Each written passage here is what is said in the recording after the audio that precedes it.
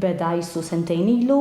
L-ewwel netina ukoll ta' tifla b'diżabilità li llum għandha 12 sena. U beda wara problemi li bdejna nintaqgħu matul iż-żmien. Tifla bdew jinqalgħu ħafna konsegwenzi ta' saħħa u parti mid-diżabilità u ġejna f'punt li bdejna nsibu problemi fl-iskola u problemi fejn immorru biha anke niġu biex noħorġu, tifla ċertu postijiet ma toqgħodx u jisu mhux posta.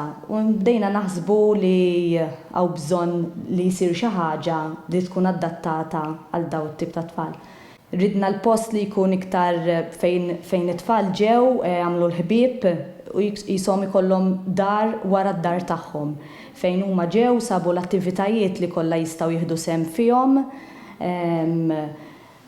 Kenna f'moħħna li pereżempju li nibdew nagħmluhom outings, li nibdew nagħmlu sleepovers. Tkellimna u rajna x'nistgħu nagħmlu u ħriġna bl-idea li nikru post. Sibna dan il-post li hu bħalissa qegħdin ġo fih. U bdejna bħala prova. Bdejna xrajna l-affarijiet, bdejna kollox aħna naqadna ma' żewġ ġenituri oħra li wkoll għandhom it-tfal b'diżabilità. U bdejna din il-ħolma tista' tgħidilha hekk. Minn jisu 3 tfal tagħna għandna 40, jiġifieri li huwa ammont sew. U f'din id-dar issa li l-problema li għandna li din id-dar jisu sa sena oħra irridu ntuha lura.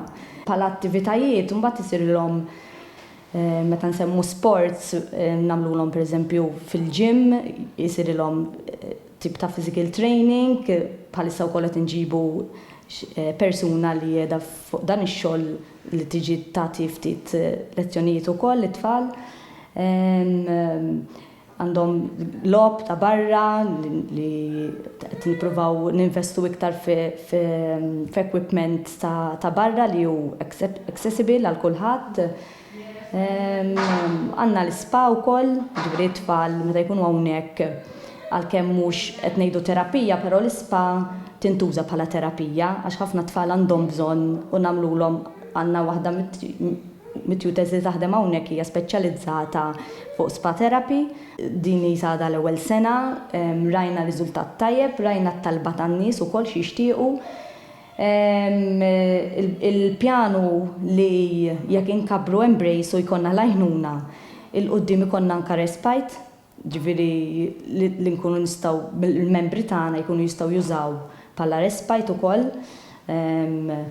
Ikun tajjeb għax huma jkunu diġà draw fl-istess ambjent u meta inti qed tħalli tfal f'respite inti ħadkun bħala ġenitur ħadkun moħħok mistrieħ li inti ma minħallejthom diġà jafuhom u fl-istess ħin it-tfal ikunu komdi wkoll għax huma mdorri ma l-istess tfal u ma l-istess nies.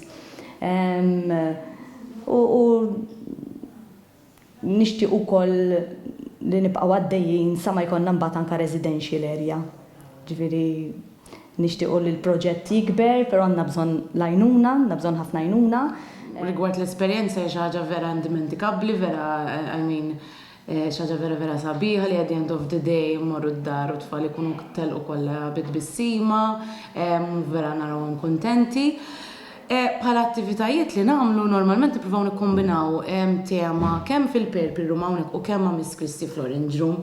Jiġri pereżempju din il-ġimgħa qed naħdmu fuq il-mużika fejn magħha qegħdin jagħmlu musical instrument huma stess minn materjal riċiklabbli minn toilet paper roll. U miegħi qegħdin nagħmlu tip ta' logħba fejn nagħmluhom sound effect.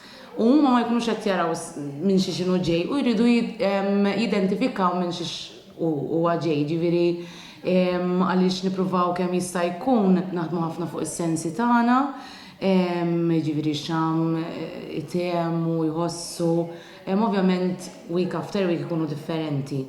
U barra minn hekk nippruvaw jiġifieri anke jekk pereżempju darba minnhom għamilna fuq il-frott, tipi ta' frott irwejja, ħxam, eċċetera. Hawnhekk fil-Purple Room ma' Miss Christy mbagħad konna għamilna fruit salad.